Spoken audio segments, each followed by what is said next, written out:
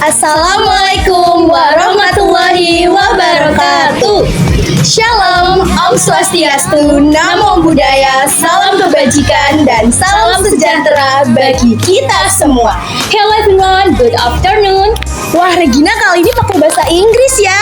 Iya dong, kan kali ini kita mau berkunjung ke Gama English Course. Nah, aku boleh ikut gak sih kira-kira? Soalnya kan di Simo itu adalah salah satu kota pelajar. Jadi aku penasaran banget. Boleh dong, yuk ikut kita ke Gama English Course.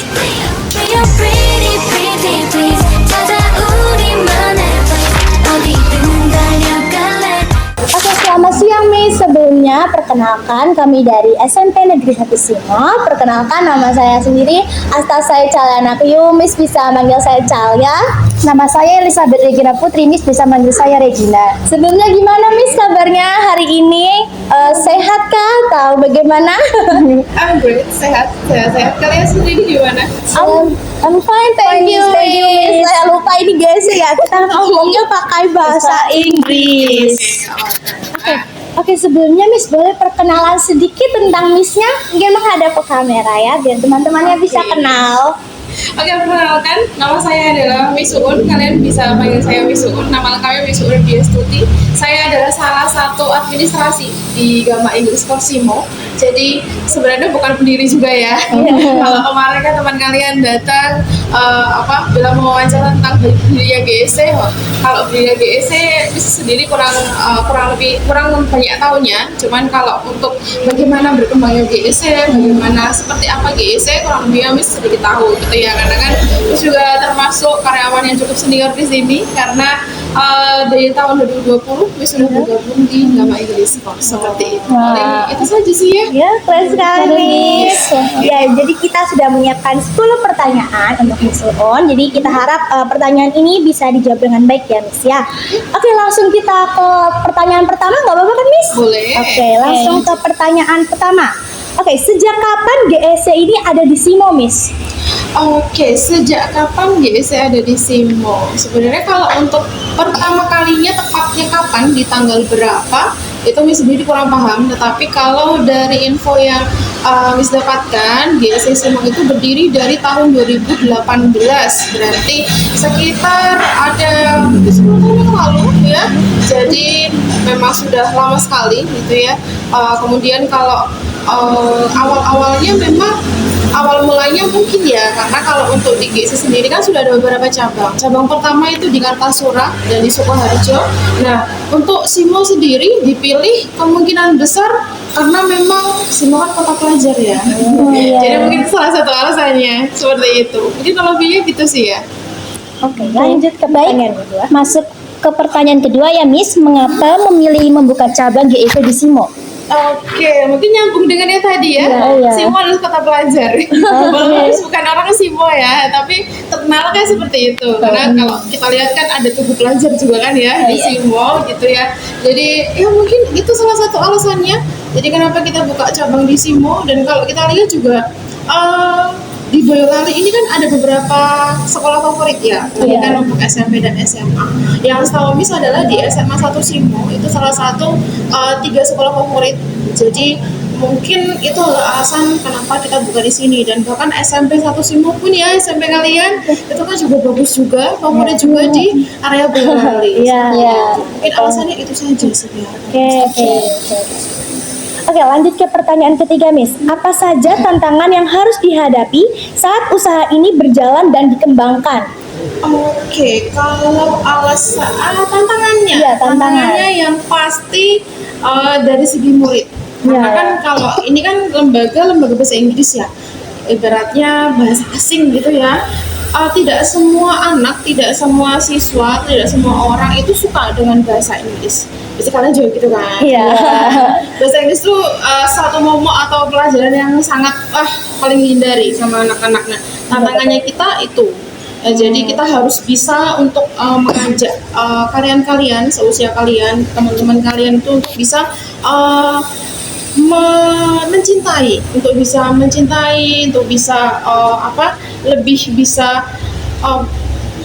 ingin mau belajar lagi tentang bahasa Inggris. Tantangannya hanya itu saja. Kalau yang lainnya mungkin kita tidak punya banyak tantangan lainnya. Jadi kalau misalnya dari segi penerimaan siswa kita cukup banyak siswa yang kita dapatkan. Cuman ya tantangannya itu tadi, ada beberapa yang cuma di satu level saja, setelah itu sudah tidak lanjut lagi. Karena kan memang susahnya itu, gitu. Susahnya bahasa Inggris. Tapi gitu. kalau misalnya menurut Misnya di GSC ini banyak anak-anak yang memang sudah mahir atau skill bahasa Inggrisnya masih di situ-situ saja, menurut Misnya bagaimana? Kalau sejauh ini kan Miss sendiri kan sebagai administrasi itu kan yang memang orang pertama yang menghadapi murid baru gitu ya. Kalau sejauh ini yang Miss lihat itu kalau untuk dari kemampuan siswa itu 50-50. Ada beberapa yang sudah mahir, ada beberapa yang memang masih dari dasarnya nol sekali seperti itu. Jadi ada yang bagus, ada yang juga yang kurang bagus. Kita lanjut ke pertanyaan selanjutnya ya, Miss ya. Bagaimana Bapak atau Ibu membesarkan usaha tersebut, Miss?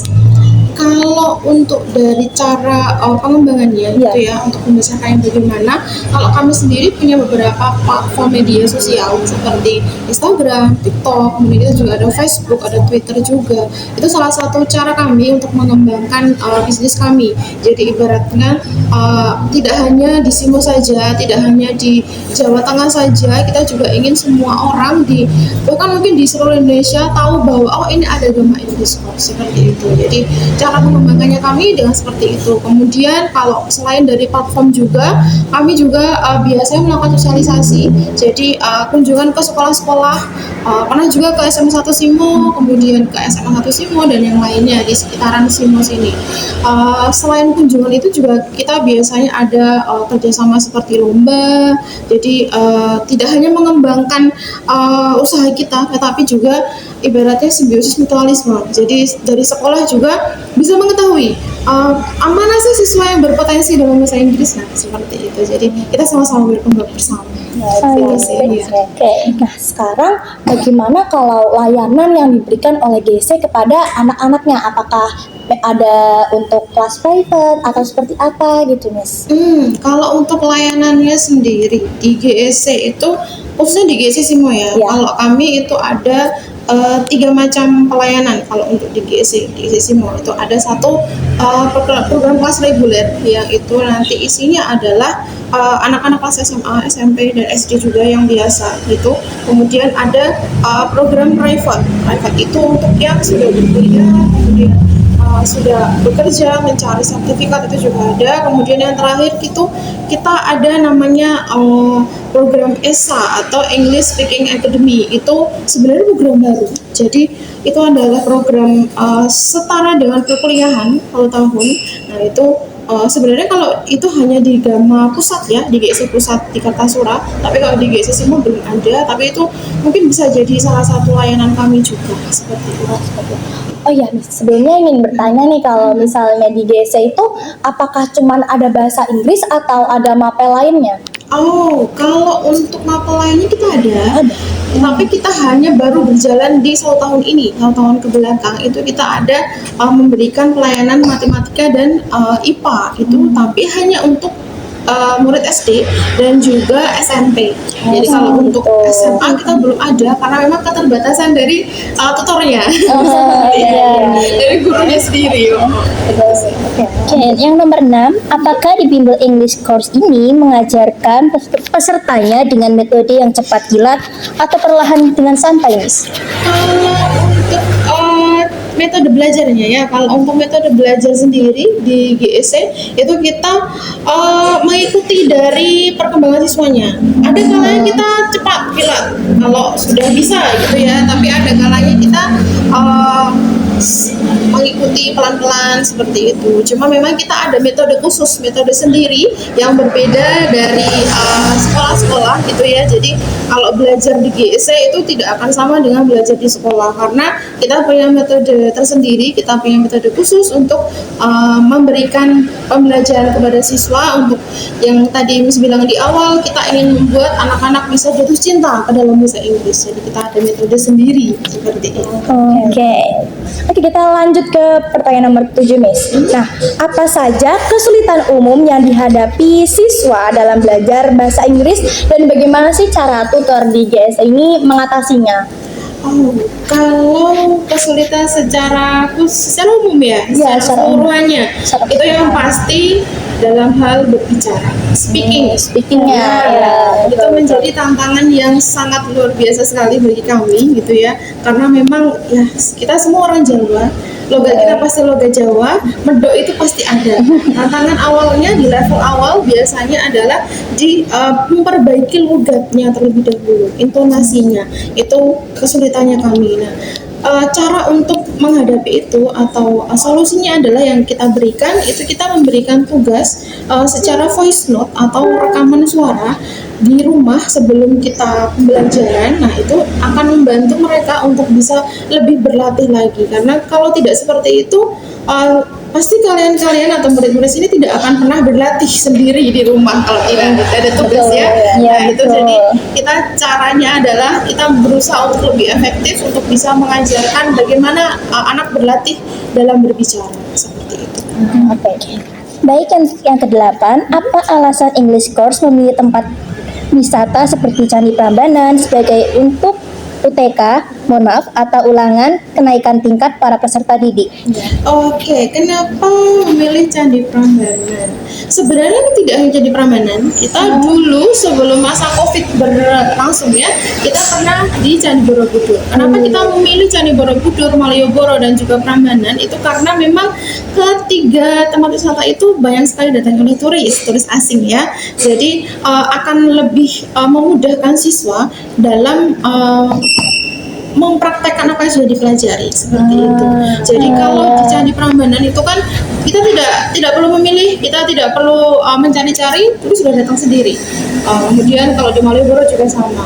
Kalau misalnya kita mencari tempat lain, misalnya seperti Grojogan Sewu misalnya ya, atau Tawangmangu yang memang bagus gitu ya. Cuman jarang sekali turis asing yang datang ke sana.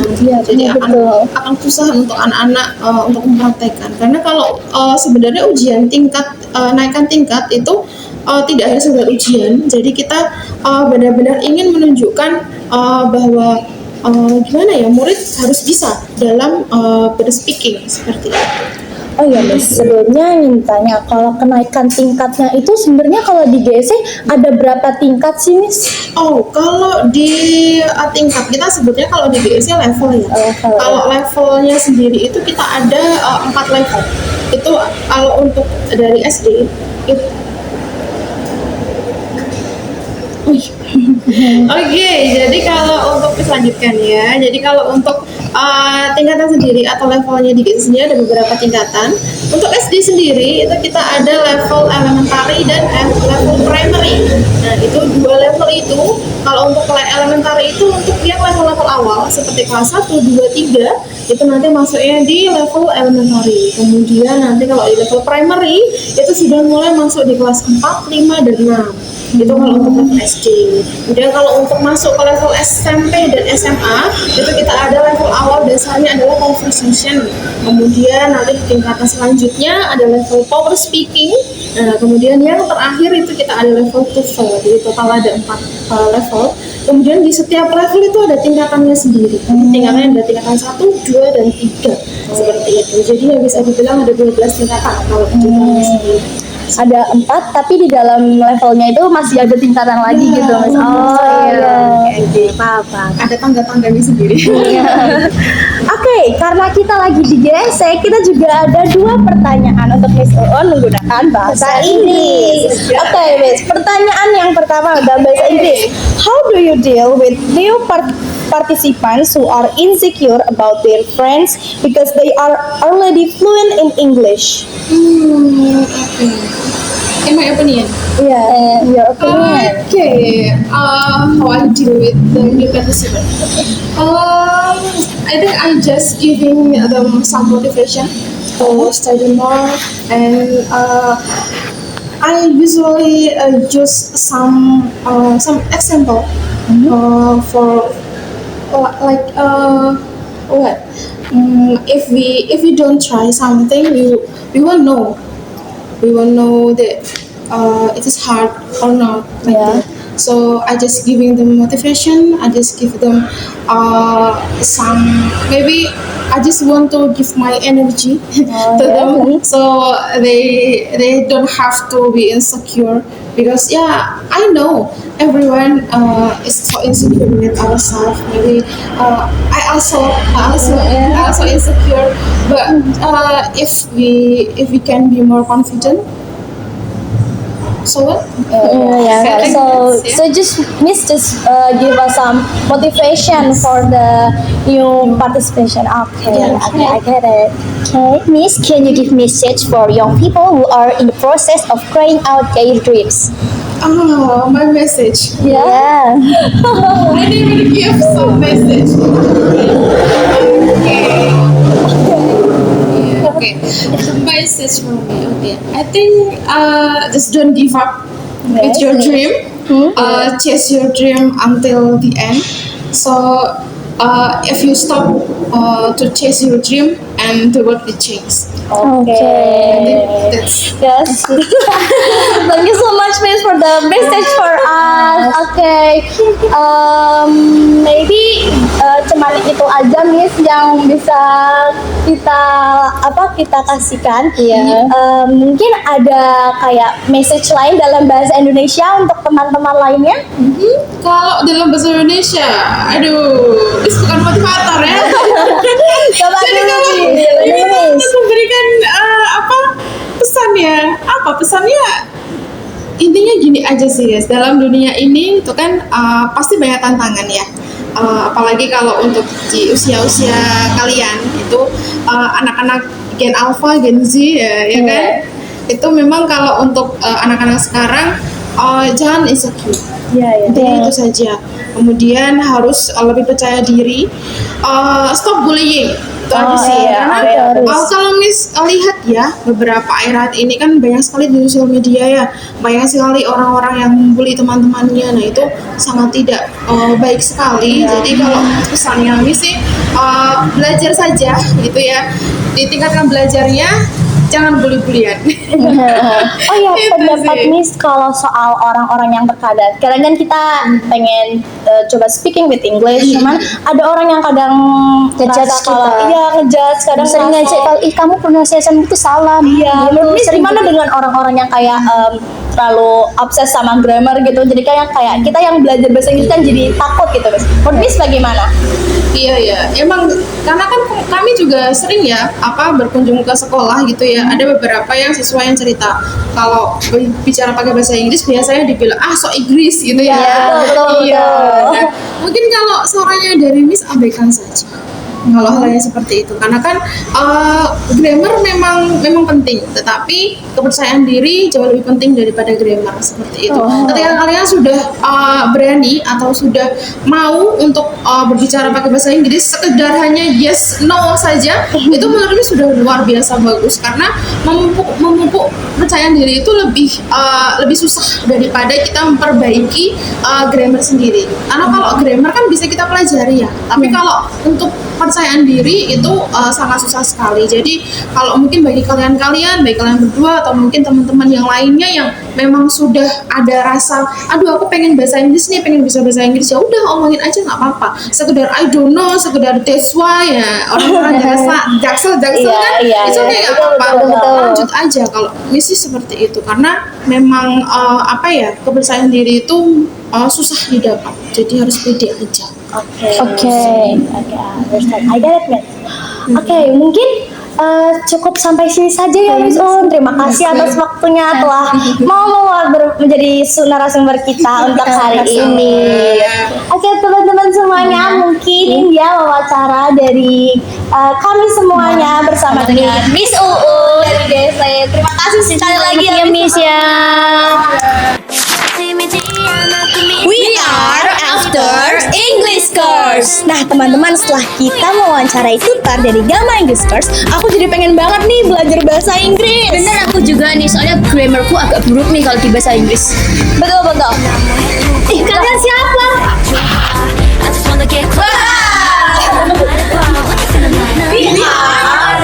Agama Inggris. Nah teman-teman, selain kita bisa belajar bahasa Inggris di Gamma, kita juga bisa dapat relasi baru loh sama teman-teman baru.